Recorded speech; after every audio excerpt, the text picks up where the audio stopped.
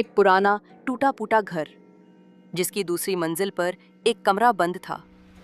उस कमरे की खिड़की सालों से बंद थी, ना खुलती थी ना किसी को दिखती थी।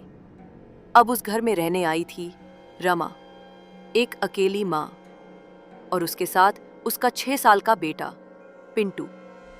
पहला रहस्य, खिड़की चलती थी। रात को 2:44 रमा की नींद टूटती थी।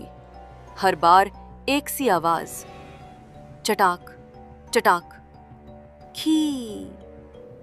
खिड़की अपने आप धीरे धीरे खुलती थी, पर बाहर कोई नहीं होता था। फिर भी खिड़की से सांसों की भाप अंदर आती थी। दूसरा रहस्य, पिंटू का दूसरा दोस्त। किट्टू अब अकेले नहीं खेलता था। वो बातें करता था, खिलखिलाता था, लेकिन रमा को कोई दिखाई नहीं देता। एक दिन उसने कहा, मम्मा, उसकी आंखें नहीं हैं, लेकिन वो मुझे सब कुछ दिखा देता है। वो कहता है तुम झूठ बोलती हो। तीसरा रहस्य, पुरानी तस्वीर।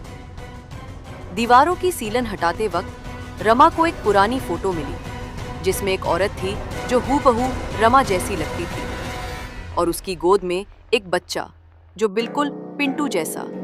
पीछे लिखा था 1983, आखिरी तस्वीर, खिड़की के उस पार जाने से पहले। चौथा रहस्य, जो खिड़की देख ले वो बदल जाता है। अब सुरभि के शरीर पर नीले नीले निशान आने लगे। चेहरे पर नींद में अजीब मुस्कान रहती, और कभी कभी उसके मुंह से पिंटू की आवाज निकलती थी। एक दिन उसने शीशे में देखा, वो खुद को नहीं, खिड़की के पार खड़ी लाश को देख रही थी। आखिरी रात, अब तुम वही बनोगी। रात के 3 बजे, पिंटू गायब, घर में अंधेरा, और खिड़की खुली।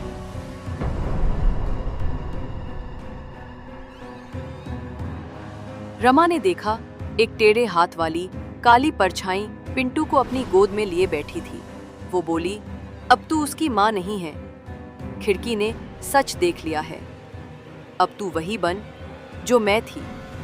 रमा दौड़ी, पर जैसे ही उसने खिड़की को पार किया, वो खामोश हो गई।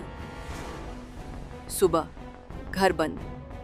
कमरे की दीवार पर बस लिखा था, इस खिड़की ने कभी झूठ नहीं देखा। और अंदर से एक बच्ची की हंसी आती है, मम्मा, अब तू मेरी माँ है।